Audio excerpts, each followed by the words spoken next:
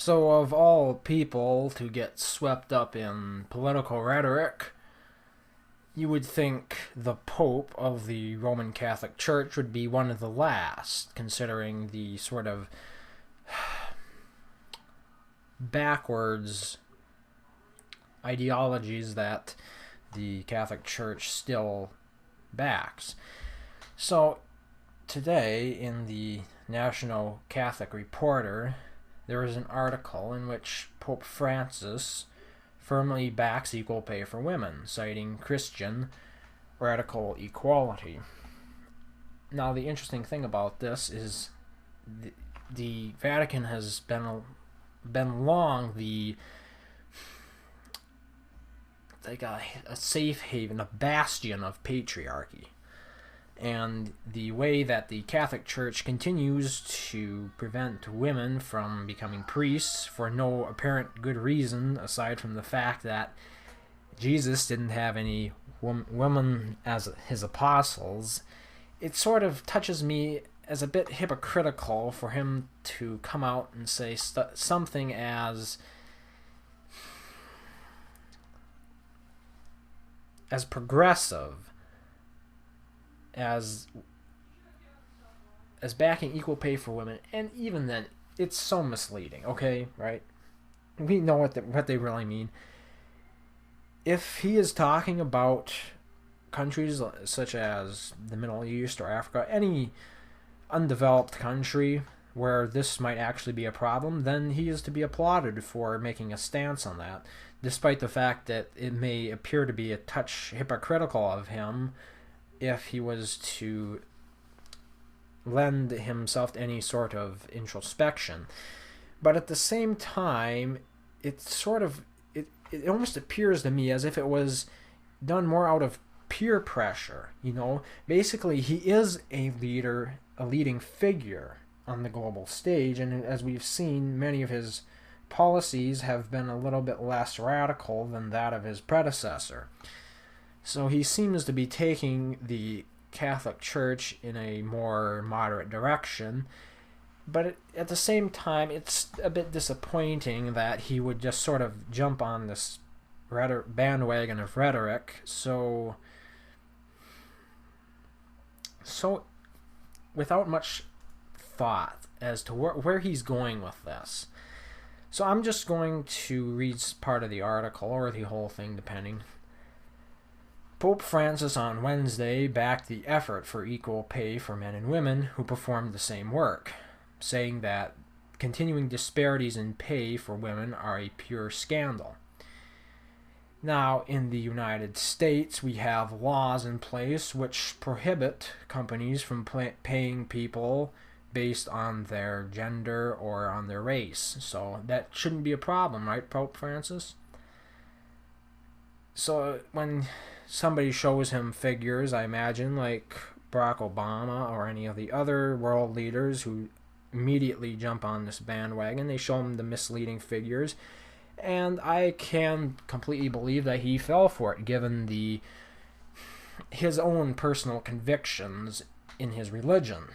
I mean, anybody who would be willing to accept the explanation of the world that, based on a simple sort of God did it explanation as opposed to a more researched scientific one, is liable to accept anything. Well, not anything. Is a lot more liable to accept allegations based on tenuous evidence and often discredited evidence. So, reflecting during his weekly general audience on the radical equality, he said Christianity proposes between husbands and wives. Francis said Christians around the world must become more demanding in emphasizing that equality. So I'm just wondering, how does he feel about gay marriage? We might come back to that. For example, Pope Francis says, supporting with conviction the right of equal compensation for equal work. Why is it expected that women must earn less than men? He asked. No, they have the same rights. This disparity is a pure scandal, which sort of demonstrates the lack of in-depth analysis performed or by either him or his administration on the matter before taking a stance on it. As we can see, when you compare an aggregate, it does not account for certain personal or individual choices that are sort of reflected within a demographic, such as women versus men. They're not biologically the same, and therefore their tendencies can stray and vary from one another, whereas you'll see some going into the more demanding sectors that require longer work hours or higher degrees to earn more money. You'll see women going into lower paying jobs simply because the work demand isn't as heavy. So he doesn't take any of that into account. I imagine it looks as if he just goes by the aggregate number. And again, this is addressing the perceived disparity that so many first world feminists cite that currently exist in developed worlds, such as developed countries, such as the United States. Now, Pope Francis spoke Wednesday to crowds in St. Peter's Square as part of a wider reflection on the role of marriage in society. The Pope addressed particularly lower rates of marriage among young people, saying that the people around the world must reflect with great seriousness on the reasons for that decline. If I was to lend myself to the reflection on the matter, I would say it is largely due to a more secular society than in the past. But even if we look back as far as the Romans, divorce was an institution, although it was not as prevalent. It wasn't as prevalent then as it is today. It seems to be growing now. But sort of when we went from more free thinking, the Greek and Roman period, then we moved into the Dark Ages. We saw the church with much more power, and they were more or less dictating who could and couldn't get divorced. Basically, you couldn't get divorced unless you had gotten an annulment from the church. So marriage rates declined. Divorce rates declined in the Darker Ages when the church had more control, and then with the Reformation and the Age of Enlightenment, we saw divorce rates going back up again until it has reached its current point. And you could also argue that the government's role in divorce has made divorce a financially viable solution for many people, and it wasn't before, especially with subsidies from one former spouse to another, usually favoring women. Now, addressing several possible reasons, this is Pope Francis addressing several possible reasons for the lower numbers of those who choose to marry. The Pope also made clear that he does not think the decline is due to recent movements for women's rights or women's emancipation.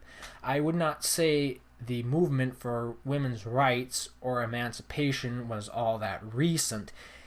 It was back in the 1920s, if not earlier, when women had the right to vote. When would you exactly define this moment in history where women were by and large emancipated? Nowadays, it is mostly a movement to fight the patriarchy, that imaginary evil force that is almost like the devil to feminists, modern feminists. Pope Francis says many consider that the change occurring in these last decades may have been set in motion by women's emancipation, calling that an insult. No, it is not true. Continuing, the Pope said, blaming the problem on efforts for women's rights is, quote, a form of chauvinism that always wants to control the women. So once again, Pope Francis, I come back to you and ask, do you plan on allowing women to become priests anytime soon? Or is that sort of chauvinism mandated by God? Because for centuries, the ambiguity of the Bible has been open to the repetition of popes. And you'll see that going from one to another, oftentimes they'll redact certain laws that were sort of put in place by the former pope because God reached down, enlightened them. Saying that, okay, Francis also reflected Wednesday on the gospel account of Jesus' first miracle, at which Jesus is said to have multiplied the available wine at a wedding feast, which is a completely fitting task for the Son of God. Saying that men and women are God's masterwork, the Pope said Jesus begins his miracles with this masterwork in a marriage, in a wedding feast, a man and a woman. Obviously, he is still against the whole gay marriage debate, which is unsurprising, but it'll be interesting to see how the modern attitudes changing towards it might sort of peer pressure him into at least not directly opposing it or saying that these people are in a state of sin. It'll be interesting now that he's sort of broken down on this point to see if he will break down on other points. Like this, Jesus teaches us that the masterwork of society is the family, the man and the woman. The man and the woman that love each other, he said. This is a masterwork. Now, supposing they don't love each other, I believe for the longest amount of time, and if not currently, married individuals could not get divorced, simply citing a lack of love for the other. Continuing by mentioning the lower numbers of marriages globally, Francis said that those who suffer the most when spouses separate are the children. If you experience as a child that marriage is a bond for a fixed time, unconsciously for you it will be so, the Pope said. In effect, many young people are led to renounce the irrevocable bond of a lasting family. Now, this sort of strikes a bit close to home in that even though my parents were devoutly Roman Catholic, they ironically got divorced, which is against the teachings of the Catholic Church, which might be one of the reasons I put about as much stock in the religion as I did in Santa Claus.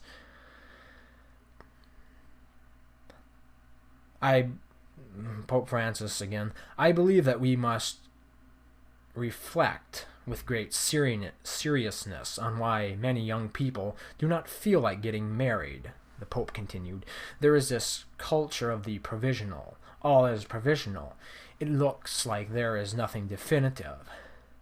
I would say mostly what is discouraging myself from getting married is due to a lack of the job market is not what it used to be, and as a young person, it now takes much longer to get started and get your foot in the door, metaphorically speaking, nowadays. So it's taking longer for young people to become financially secure enough to make a decision to just get married, much less have a family. And on top of that, we really don't need more people in the world. We have enough people as it is, so I would be much more in favor of people adopting rather than to have children. And also there is the fact that in most cases with no-fault divorce, women can basically take men to the cleaners, and most of the time men will get screwed over for it, especially if there is a child involved or a home or even a vehicle. Most of this will go to the woman if she has a child, so it is not in my best interest to get married. If I was to enter into such a monogamous relationship, it would be based solely on more or less civil agreement rather. I don't know. I would really like to see the government do away with attempting to regulate marriage whatsoever and leave that in the realm of religion. Instead, just give benefits to domestic partnerships. I believe that would be a better way of looking at this, and then we wouldn't have to worry about all the religious types fretting over gay marriage and how that contradicts the laws of God, and how two gay men getting it on is going to send or disrupt their own families and ruin it because it's going to convert so many. It's going to make husbands walk away from their wives and be gay because now for the first time they can get married. It is so utterly ridiculous, the arguments I've heard against it, that I can really not commend any of them, which is why I'm for marriage equality in that sense. Francis then said that Christian marriage from the earliest times of the faith helped defeat an inequality between men and women, where it was, quote, the right of the husbands to repudiate the wives, even for false and humiliating reasons, which I find interesting because the Catholic Church was the one who sort of essentially made, by the contract of marriage, the woman's life was no longer recognized, and she was sort of recognized as one part of the man, and the man was only legally recognized by courts of law and stuff due to the Catholic Church. So anyway, the gospel of the family, the gospel that truly announces the sacrament, beat this culture of habitual repudiation. The Christian seed of radical equality between the spouses must today bring new fruit, he continued. The witnesses of the social dignity of marriage will become truly persuasive for this way, the witness that attracts. I'm not sure some of these translations are the best. Francis added part of the attraction for non-married couples to the witnesses. Francis added that part of the attraction for non-married couples to the witness of married Christian men and women is, quote, the way of reciprocity.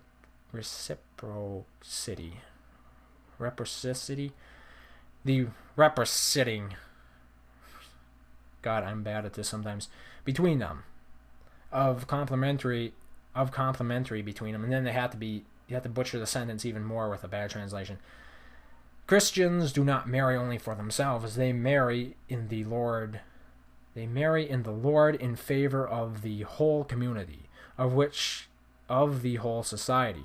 The Pope concluded his audience saying that he would return to the subject of marriage next week, hopefully to address the disparity in marriages, or the disparity in legal rights and recognition extended to gay people who wish to get married and even start families.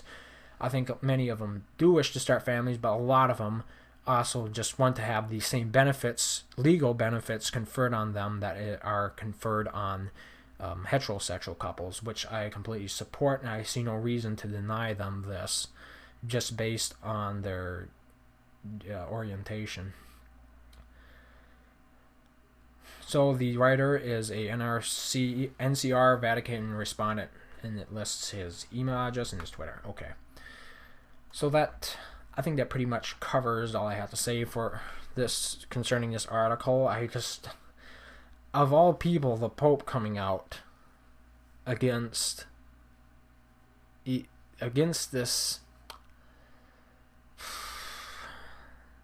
facade, this pay gap facade.